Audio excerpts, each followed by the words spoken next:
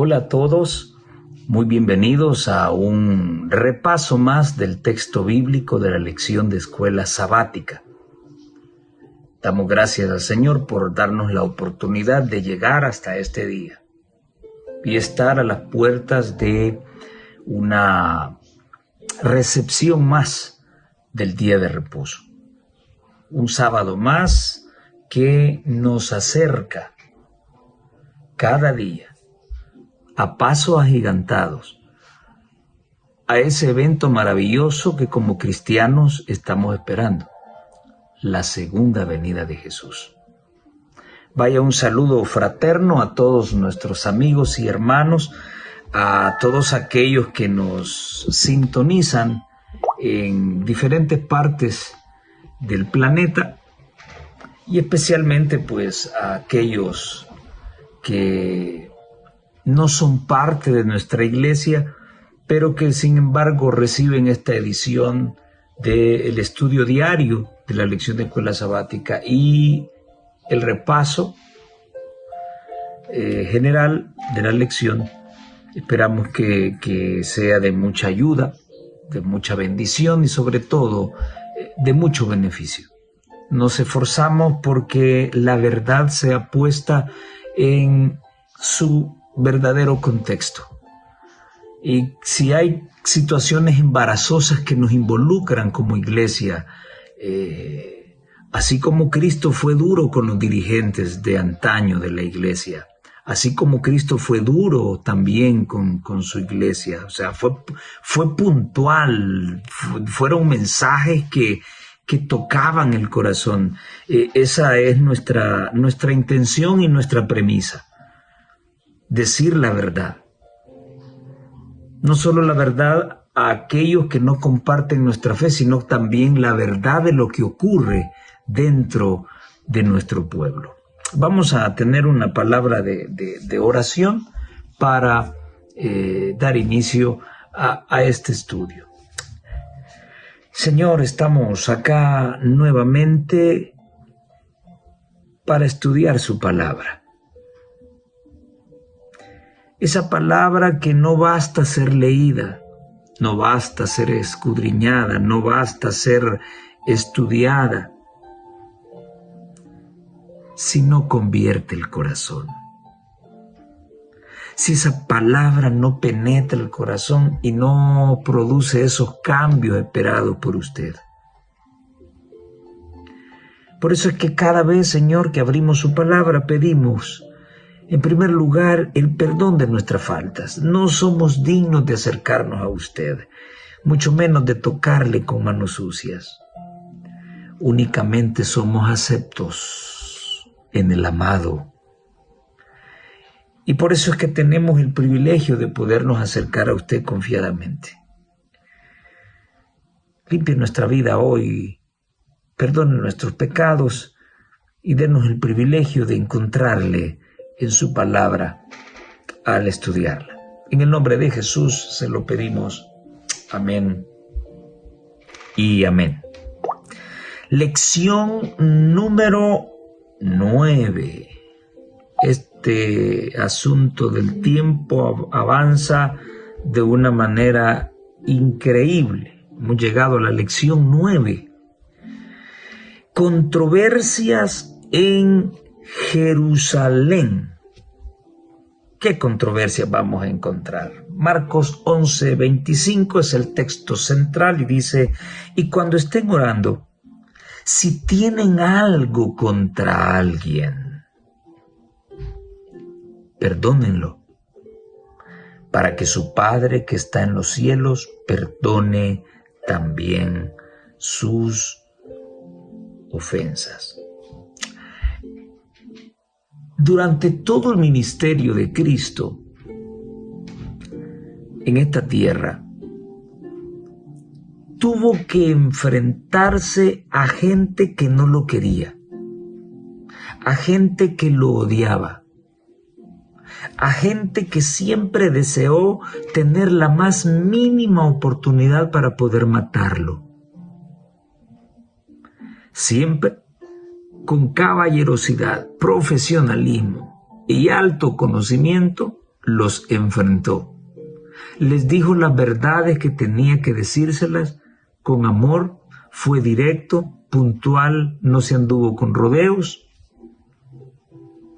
todo con el afán de poder salvarlos. Al final pues fueron ellos los que no quisieron. Así que ahora recibimos este consejo directamente de Él. Si vamos a hablar con Dios, no podemos hacerlo con el corazón lleno de rencor. No podemos acercarnos a Dios hablando de amor cuando sentimos algo en contra de alguien. No es posible. El primer requisito para que mi conversación con Dios sea fluida y aceptable es perdonar, para que Él pueda perdonarme a mí. Clarísimo. El autor nos dice en la introducción que los líderes religiosos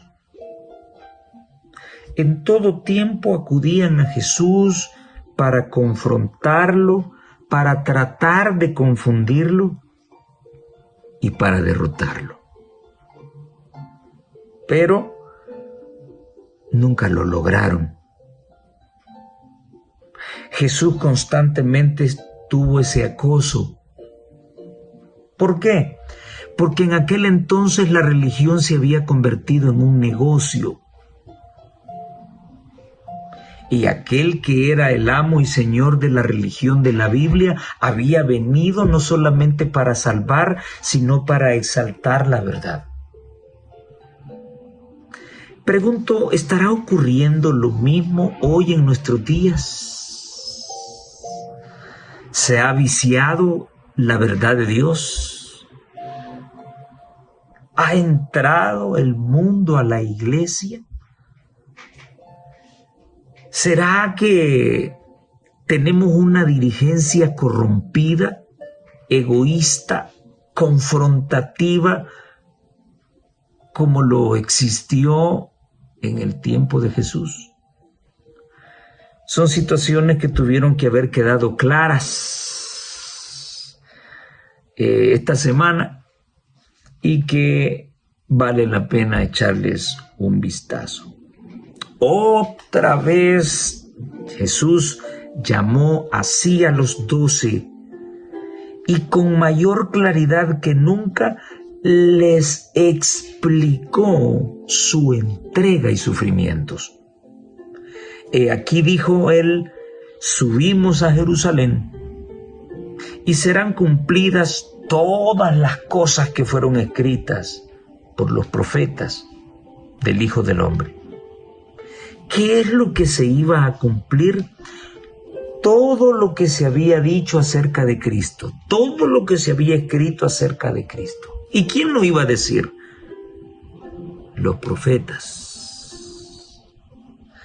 Porque será entregado a las gentes y será escarnecido e injuriado y escupido. Con detalles Jesús explicó cada situación vinculada con su sufrimiento. Los discípulos no ignoraban eso.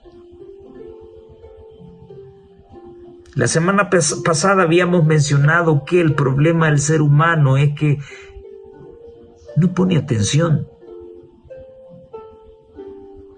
En psicología y neurociencia se habla mucho acerca del trastorno del déficit atencional con hiperactividad, que la mayoría de personas lo tiene. No todos tenemos el cerebro que muy pocos tienen, un cerebro de esponja. A veces tenemos que concentrarnos y nos cuesta concentrarnos para poder comprender el mensaje de una lectura. Jesús le estaba diciendo la verdad. Jesús con sus palabras le estaba diciendo a sus discípulos que Él no era ese libertador que iba a quitar el yugo romano de la cerviz de ellos. Jesús no les dijo que estaría lleno de pompa y que establecería un reino terrenal. Jesús les estaba diciendo que Él sería entregado a las gentes, sería escarnecido, injuriado, escupido, y después que le hubieran azotado, le matarán. Y no le pusieron atención a la parte más importante de todo este proceso. Y al tercer día resucitará. Pero ellos nada de estas cosas entendían. ¿Por qué? Porque sus intereses estaban puestos en otras cosas. No lograban discernir ni comprender las cosas celestiales. Y esta palabra les era encubierta y no entendían lo que se decía. Dice el deseo de todas las gentes, la página 501. Muy bien. En Marcos 11, del 1 al 11, se narra el cumplimiento de una profecía dada en Zacarías 9, del 9 al 10, siglos antes del aparecimiento de Jesús en esta tierra y su entrada en Jerusalén. Alégrate mucho, hija de Sión. Da voces de júbilo, hija de Jerusalén. He aquí tu rey vendrá a ti, justo y salvador, humilde y cabalgando sobre un asno, sobre un pollino, hijo de asna. Y de Efraín destruiré los carros y los caballos de Jerusalén, y los arcos de guerra serán quebrados, y hablará paz a las naciones, y su señorío será de mar a mar, y desde el río hasta los fines de la tierra. Ahora Jesús se acerca a sus discípulos para que esta palabra se cumpla. Y antes de su entrada a Jerusalén, Él le dice a sus discípulos que vayan a la aldea y que allí encontrarán un asno, un pollino atado, que ningún hombre ha montado. Y mientras lo desaten, si alguien se acerca a ustedes y les pregunta qué es lo que está ocurriendo, ellos van a decirle, díganle que el maestro necesita este animalito. Así que ellos trajeron el pollino, pusieron sus mantos sobre la bestia y ahí sentaron a su maestro. Aquel que siempre rechazó la ostentación y el exaltamiento propio, ahora callaba y no decía nada. ¿Por qué? La sierva del Señor dice, fue en el primer día de la semana. Fue un domingo, cuando Cristo hizo su entrada triunfal en Jerusalén. Amigo católico que me escuchas, el séptimo día no es el domingo, es el sábado. El domingo es el primer día de la semana. Ustedes le llaman en Semana Santa a ese Domingo de Ramos, Domingo de Ramos. El domingo es el primer día de la semana. Fue en domingo cuando Cristo hizo su entrada triunfal en Jerusalén. Las multitudes que se habían congregado para verle en Betania le acompañaban ansiosas de presenciar su recepción. ¿Por qué Jesús permitió que le rindieran honra? Cristo seguía la costumbre de los judíos en cuanto a una entrada real. El animal en el cual cabalgaba era el que montaban los reyes de Israel. Y la profecía había predicho que así vendría el Mesías a su reino. No bien se hubo sentado sobre el pollino cuando una algazara de triunfo hendió el aire. La multitud le aclamó como Mesías, como su rey. Jesús aceptaba ahora el homenaje que nunca antes había permitido que se le rindiera. Los discípulos recibieron esto como una prueba de que se realizarían sus gozosas esperanzas y le verían establecerse en el trono. La multitud estaba convencida de que la hora de su emancipación estaba cerca. En su imaginación veía a los ejércitos romanos expulsados de Jerusalén y a Israel convertido una vez más en nación independiente. Todos estaban felices y alborazados. Competían unos con otros por rendirle homenaje. Eran incapaces de presentarle dones costosos, pero extendían sus mantos como alfombra en su camino. No podían encabezar la procesión triunfal con estandartes reales, pero esparcían palmas, emblema natural de victoria, y las agitaban en alto con sonoras aclamaciones y hosanas. Vemos en esta historia una muestra del poder de Jesús de predecir el futuro.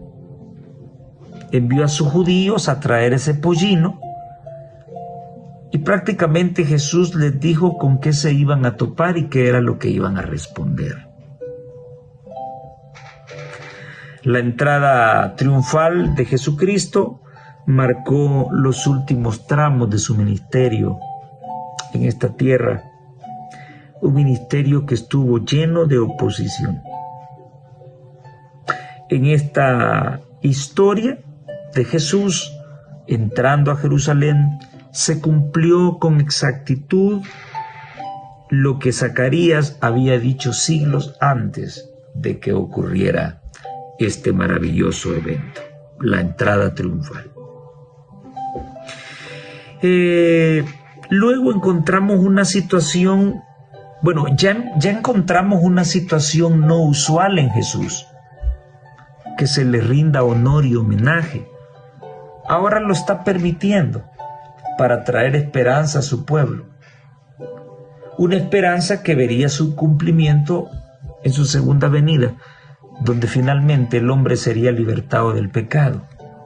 La gente no entendía y pensaban de que Jesús era ese Mesías que rompería el yugo romano, destruiría a los ejércitos romanos y entonces la gloria de Israel volvería, así como en tiempos de David y en tiempos de Salomón. Ahora, en la lección del día domingo o lunes, vemos otra situación controversial en Jesús. Jesús apareció para amar, para proteger, para proveer, para sanar.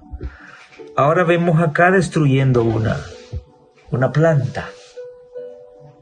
Qué extraña situación. Jesús mira, me pongo a pensar, ¿qué hambre tendría el maestro? Cansado de andar por el camino, predicando la palabra. Cuando el hambre se agudiza, lo que más desea es comer. Y ve un higuero con sus hojas muy hermosas. Al verlas, el buen maestro dice, debe tener muy buen fruto. Pero al llegar, no tenía frutos. Entonces Jesús le dice a la higuera, nunca jamás coma nadie fruto de ti. Y luego cuando los discípulos pasaron de regreso, encontraron al higuero seco. Bien, ¿qué con esta enseñanza? Al final de su misión, Cristo vino de nuevo al templo y lo halló tan profanado como antes.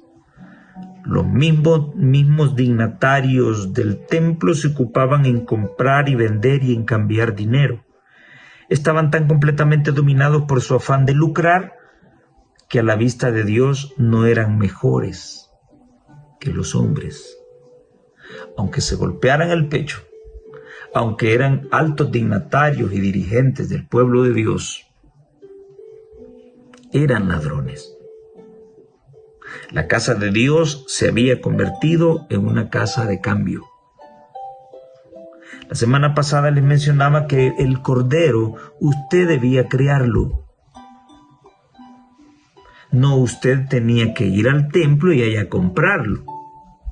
Este asunto de los sacrificios se corrompió tanto que a las ovejitas y a los animalitos usados para la ofrenda ya los tenían a la venta.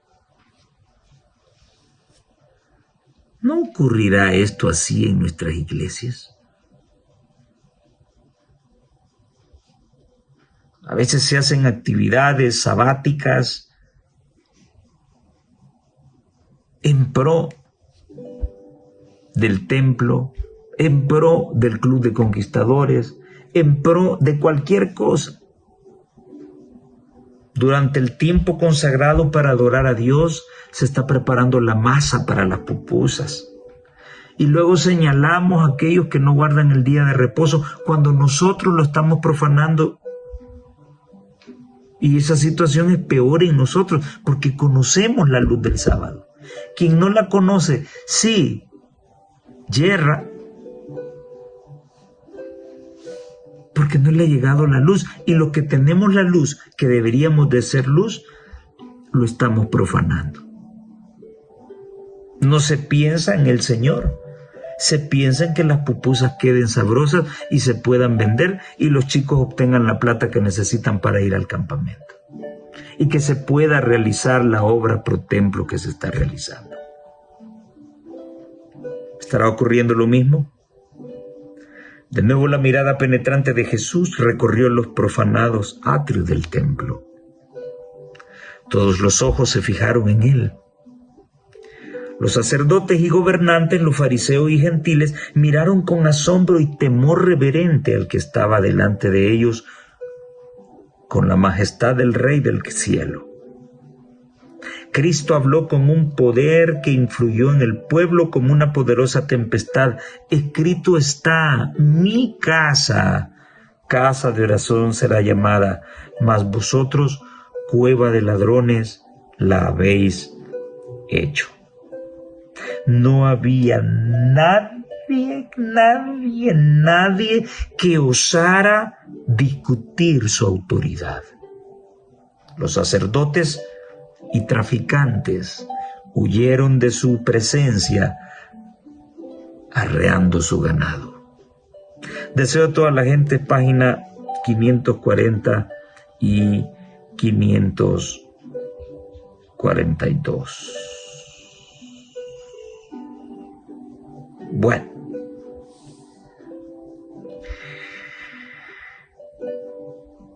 la higuera que se secó porque Jesús le ordenó que nadie más comiera de su fruto, fue una desilusión para Cristo. Y esto hace alusión a la desilusión que le causa a Dios la apariencia. ¿Qué quiero decir? Sábado a sábado nos ponemos traje de oveja. No es parte de nuestra naturaleza, no, es un disfraz. Porque al terminar el sábado, nos lo quitamos. Y entonces aparecen las malas costumbres, las malas palabras, el mal carácter, los celos, los chambres. ¿Es un disfraz? No es un estilo de vida. No me parezco a una oveja, ando un disfraz. Entonces, ese es ser un cristiano aparente. Habla bonito, predica bonito, interpreta las profecías bonito, hace obra misionera, entrega sus diezmos y ofrendas, cumple cualquier requisito, pero el amor de la verdad no lo ha transformado todavía. Y todos los 22 millones de adventistas pasamos por esa rutina hipócrita en nuestro servicio a Dios. Así que para Dios es detestable aquel que aparenta ser lo que no es. Y mucho más si lo dice y lo divulga. Yo tengo algo muy claro. Toda aquella persona que se echa flores a sí misma, que pone en mal a los demás, esa persona a la larga solo es apariencias. No representa nada. Tengamos cuidado con eso. A Jesús no le fue agradable ver esa higuera que aparentaba tener fruto y no tenía nada. Predica bonito, pero no hace obra misionera. Es un buen líder, pero no hace obra misionera. No lleva frutos.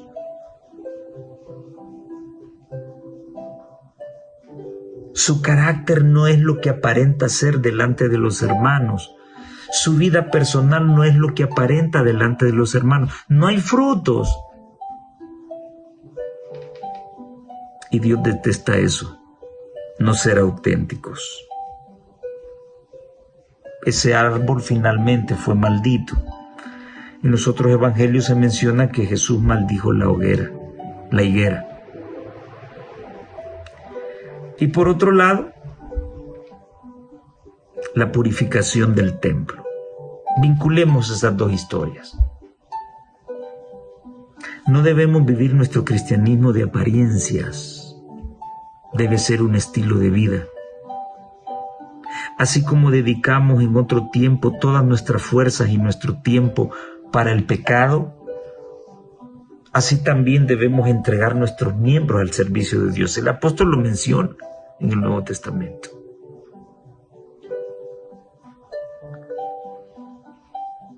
Vivir de apariencias no nos permitirá obtener la purificación que necesitamos tener para ver a Dios.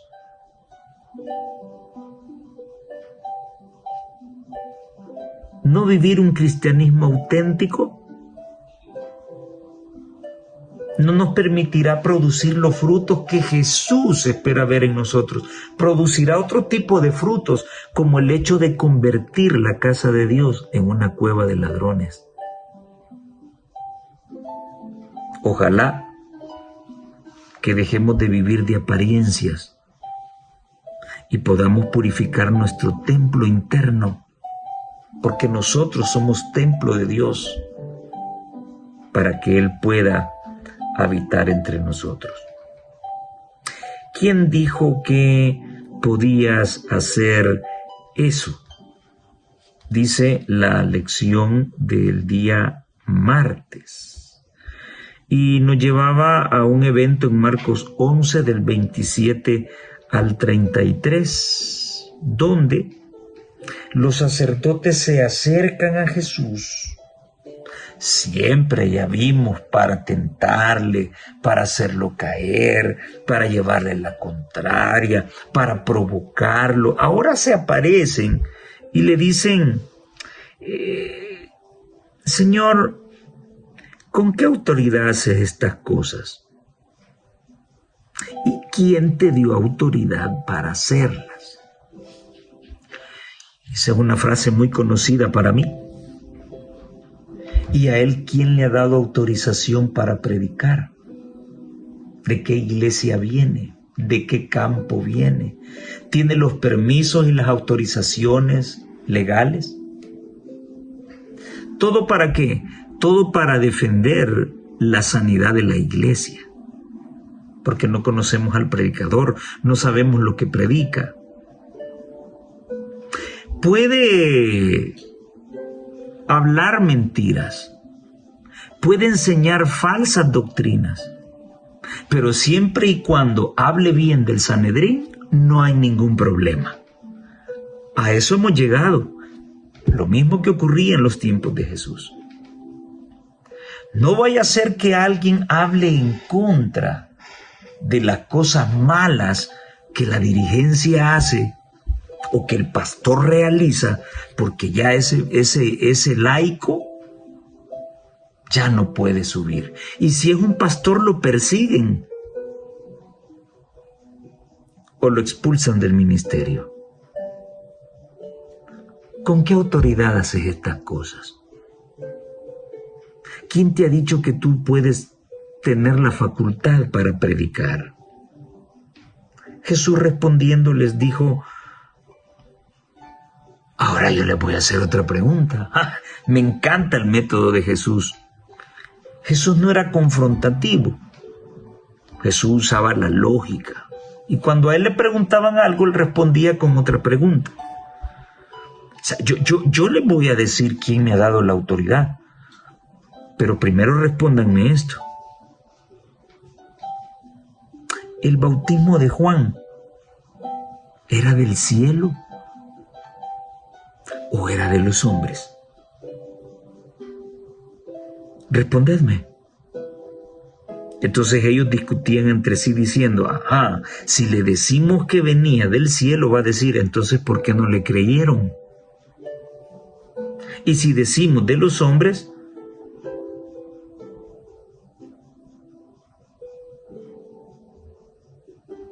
pero temían al pueblo, pues todos tenían a Juan como un verdadero profeta. Así que respondiendo dijeron a Jesús, pues no sabemos. Ok. Pues yo tampoco, les dijo Jesús. Qué interesante esto. Tampoco yo les voy a decir con qué autoridad hago las cosas. Ustedes siguen en su ignorancia y yo sigo haciendo lo mío. Y no les digo quién fue el que me dio la autoridad. ¡Ja! Tremendo. A eso hoy en día se le llamaría disidente. ¿Por qué? Porque está en contra de la dirigencia. No. La disidencia está vinculada con estar en contra de los principios de la doctrina establecida. Ese es el parámetro que deja a viva luz la disidencia. Traslocar, cambiar la doctrina que se conoce. Por estar en contra de un dirigente, eso no es disidencia. Eso no, en ningún momento lo es. Y yo, como cualquier feligrés, tengo el derecho de pedir rendición de cuentas. Tengo el derecho de que se me explique con qué fondos X pastor salió del país a tal lugar. Tengo ese derecho. ¿Por qué? Porque somos una cofradía, somos un pueblo.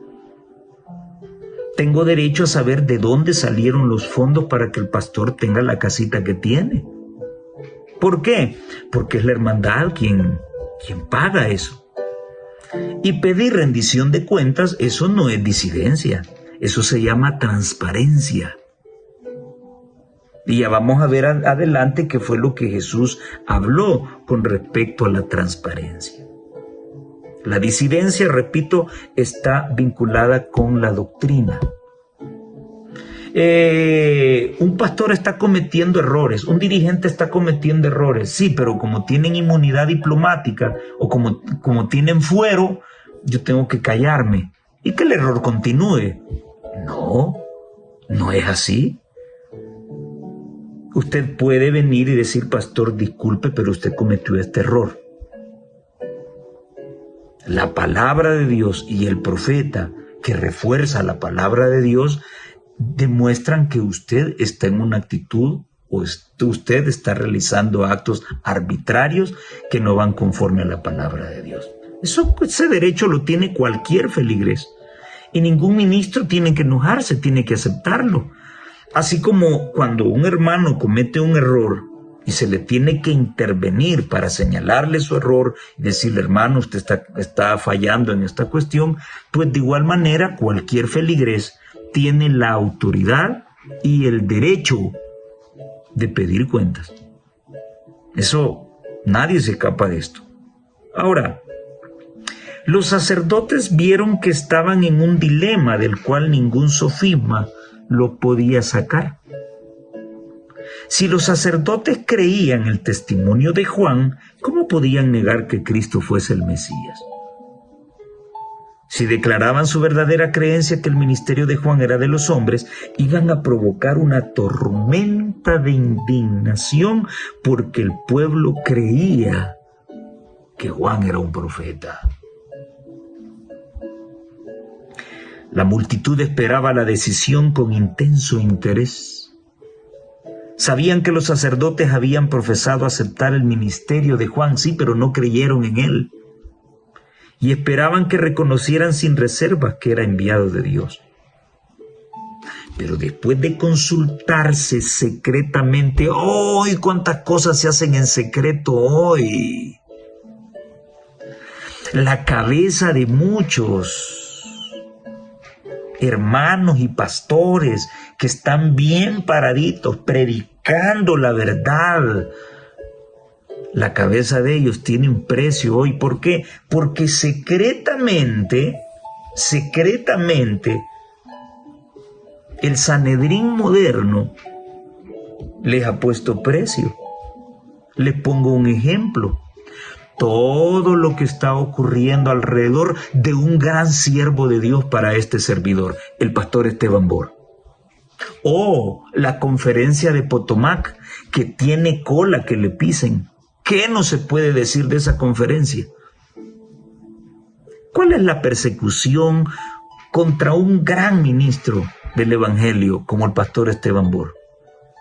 Donde bíblicamente y doctrinalmente este servidor no le ha encontrado ni un tan solo error. Esta ya es una situación vinculada con envidia, ¿sí? Les molesta de que el hombre no es un doctor en teología, pero el Espíritu Santo lo toma con poder para predicar la verdad. Ya media vez el hombre se puso en contra de la ordenación de la mujer. Eso fue un problema tremendo y se empezaron a jalar los cabellos. ¿Y qué hacemos con este man?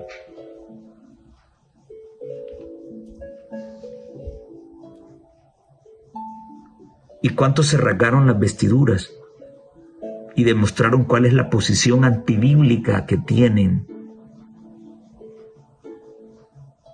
Cuando muchos comenzamos a pronunciarnos en contra de la ordenación de las mujeres, un tema que sigue causando polémica y un tema que le abre las puertas a la agenda gay dentro de nuestra iglesia. Y eso está comprobado.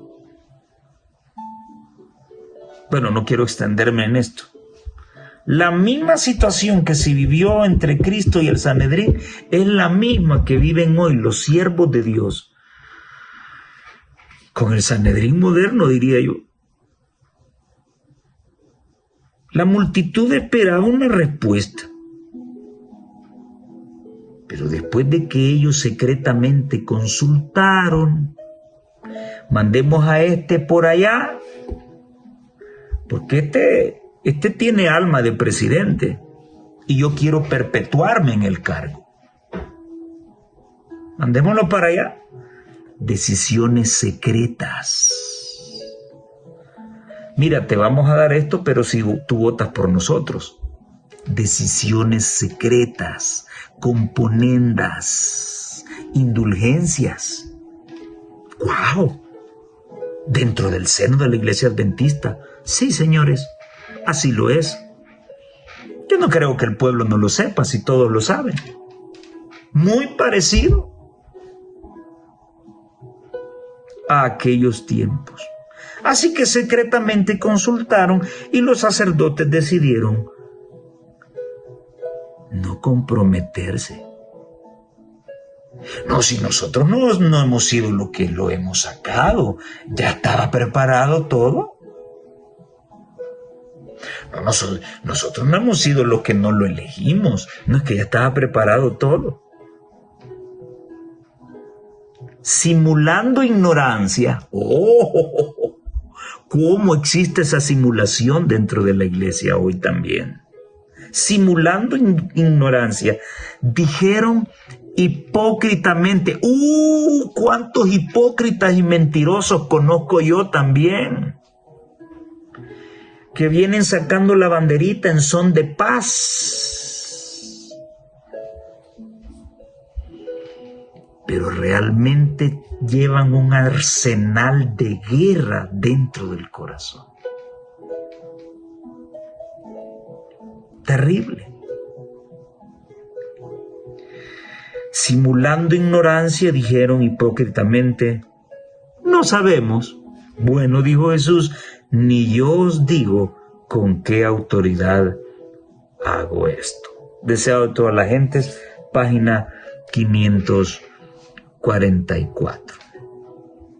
¿Y a usted quién le ha dicho que tiene autoridad para hacer señalamientos y hablar? Bueno, respóndanme esto. ¿Por qué hay tanta corrupción dentro de la iglesia, en los estratos superiores? ¿Por qué está entrando tanta mundanalidad a nuestra iglesia? Y el adventismo moderno no se parece casi mucho al adventismo antiguo. Cuando los verdaderos culpables de que entre la mundanalidad a la iglesia son aquellos que tienen el poder de legislar, tienen las credenciales para decir esto entra y esto no. Respóndanme eso. Y entonces yo les digo cuál es la autoridad que me apela, me acompaña, me impulsa para hacer este tipo de señalamientos. Sencillo. No me digan nada, pues yo no les digo tampoco. Estratégico, una respuesta estratégica la de Jesús. Sin pleitos, sin bochornos, sin humillaciones, de tú a tú, dando y dando tranquilamente. Bien, deberes terrenales y resultados celestiales. Muy bien. Quiero aprovechar este tema para hablar acerca de la transparencia, para hablar acerca de la relación que existe entre el cristiano y la política, porque existe. ¿Cuál es? Ninguna. La palabra de Dios nos llama a respetar a nuestras autoridades políticas. Sí, pero el cristiano auténtico no tiene por qué andar una camiseta representativa de un partido político. Allá le enviaron a los escribas, a los fariseos y a los herodianos a Jesús para preguntarle: Maestro, sabemos que eres un hombre que habla la verdad. Mentirosos. Mentirosos. Sabemos que hablas la verdad y que no te confías de cualquier persona, porque tú no miras la apariencia de los hombres, sino que con verdad enseñas el camino de Dios. Mentirosos, pero estaban diciendo la verdad, hipócritamente. A ti, oh eminente maestro, queremos preguntarte: ¿es correcto que se le dé tributo a César? Muy bien, dijo Jesús. ¿Daremos o no daremos? Mas él, percibiendo la hipocresía, es que, queridos amigos y hermanos, cuando alguien te aborda con hipocresía, eso se conoce pero a leguas. Huele a peligro. El hipócrita cree que se esconde, pero bueno, por sus frutos los conoceréis, dijo Jesús. Hay una relación intensa entre tu forma de actuar, la forma política con la que actúas y la realidad. La hipocresía se nota a leguas. Y entonces Jesús les dice: bueno, tráigame una moneda. Y dice: a ver, ¿la imagen de quién está aquí? Pues lógico, la imagen de César, la imagen del presidente X de X país. Pues bien, tomen. Denle al César lo que le corresponde y a Dios lo que es de él. Aquí no se está hablando de diezmos y ofrendas. Aquí se está hablando de política. Paga tus impuestos. Cumple tus responsabilidades vinculadas con el estado donde vives. Pero hasta ahí nomás. Proselitismo político, Los cristianos no andamos en política. ¿Por qué? Bueno, hay mucha tela que cortar al hablar de política. Así que Dios nos quiere alejados de eso. Sí, como buenos ciudadanos, como buenos cristianos, debemos respetar las leyes de nuestros países. Las leyes de comercio, las leyes que rigen el orden y el tránsito libre en las calles, las leyes vinculadas con la profesión, las leyes vinculadas con los impuestos. Es nuestro deber cumplirlo. Es nuestro deber vivir en armonía con la constitución política de nuestro país, siempre y cuando no ponga en conflicto nuestros principios cristianos con la ley de Dios. Sí, pero hasta ahí nomás.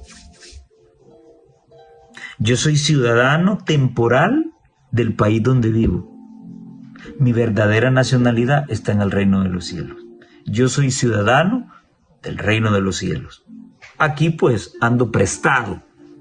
Así que Jesús hizo esa separación. Y hoy en día hay muchos políticos que se aprovechan del mundo religioso porque saben que es un buen sector para poder tomar votos y ganar elecciones. Bien. Luego de esa enseñanza de transparencia y política, si trabajas con el Estado o tienes una empresa o trabajas para una empresa, es tu compromiso como cristiano hacer las cosas correctamente. Llegar temprano, no robar, ser transparente. Si se exige eso en la vida diaria de cada cristiano, ¿crees tú que no se debería de exigir eso en cada dirigente de las iglesias evangélicas y en especial de la Iglesia Adventista del Séptimo Día? ¿No cada dirigente debería rendir cuentas claras y transparentes de lo que hace, de las funciones que realiza en el departamento donde se le ha colocado? ¿No crees que no deberían de presentar informes maquillados, sino que hablar con la verdad? Si en el mundo a mí se me exige eso, pues de igual manera la iglesia debe exigirle esa transparencia a sus líderes. Y por otro lado, viene el asunto siempre de las relaciones matrimoniales. Si un fulano tiene a su esposa, pero el fulano se muere, ¿cuál de todos los hermanos la va a poseer? Bueno, pues el que le sigue en número. Y si este se muere, pues bueno, el que le sigue. Y si este se muere, pues vean la mentalidad de esta gente. Así que la mujer tenía que meterse con todo. Sí, y ahora en el reino de los cielos va a ser mujer de quién. Vean ustedes la preocupación. Disculpa que sea directo en esto. Hay muchos que están preocupados preguntándose si en el reino de los cielos van a haber relaciones sexuales. La sexualidad tiene una finalidad en nuestro mundo. Entre la pareja, la procreación, y entre la pareja, el causarse placer como esposo y esposa. Sí, pero cuando estemos en el reino de los cielos ya no vamos a necesitar de eso. No vamos a necesitar reproducirnos, ni producirnos placer. ¿Por qué? Porque nuestro placer y satisfacción será Cristo. Punto. Estos estaban preocupados para ver a quién le iba a quedar la mujer de todos. Así que Jesús les dijo que en el cielo vamos a ser como ángeles.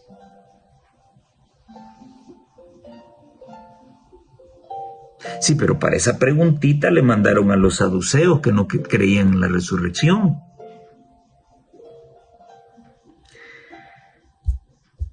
Así como el mundo católico que no cree en la resurrección. Y sacan una enorme cantidad de textos de contexto para demostrar que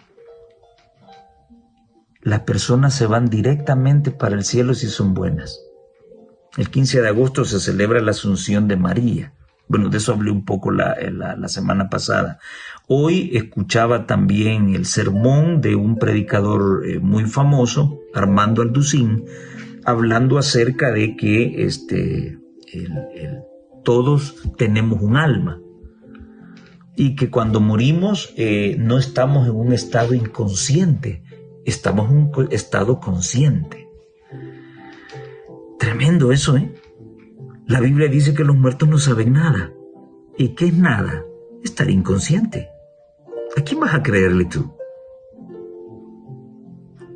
El único que se inventó que después de la muerte seguimos vivos y que nunca moriremos es Satanás, porque fueron las palabras de la serpiente a María. Así que Jesús les dice, pues bueno, cuando los muertos resuciten, ni se van a casar ni se van a dar en casamiento. Aquí se tienen relaciones sexuales y se casan pues porque hay una necesidad. Hay una finalidad. Dios ordenó multiplicarse, llenar la tierra. Allá no necesitaremos eso, ¿sí? Así que todos esos pensamientos vinculados con el sexo y eso quedará en blanco. Eso será otra cosa. Otros creían de que como Jesús dijo que íbamos a ser como ángeles, no íbamos a conocer a nuestros familiares. El gozo de la vida eterna es vivir eternamente con Jesús y con nuestras familias, adorando a nuestro Dios juntos. ¿Cómo es que no nos vamos a conocer? Lo que no va a haber son relaciones sexuales. Punto. Las teorías y especulaciones humanas nunca conducirán a una comprensión de la palabra de Dios. La gente hoy quiere encajar la Biblia a sus pensamientos. Aquellos que suponen que entienden de filosofía piensan en sus explicaciones, que sus explicaciones son necesarias para abrir los tesoros del conocimiento e impedir que las herejías se introduzcan en la iglesia. Pero son estas explicaciones las que han introducido falsas teorías y herejías.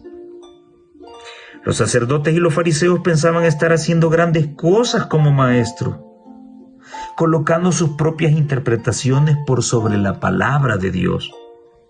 Pero Cristo dijo de ellos, no sabéis las Escrituras, ni la potencia de Dios. Los declaró culpables de enseñar como doctrinas mandamientos de hombres, aunque ellos eran los maestros de los oráculos divinos. Aunque se suponía que entendían la palabra, no eran hacedores de ella. Aunque decían ser ministros y que tenían la palabra, no la cumplían. Satanás había cegado sus ojos de tal manera que no viesen su verdadera importancia.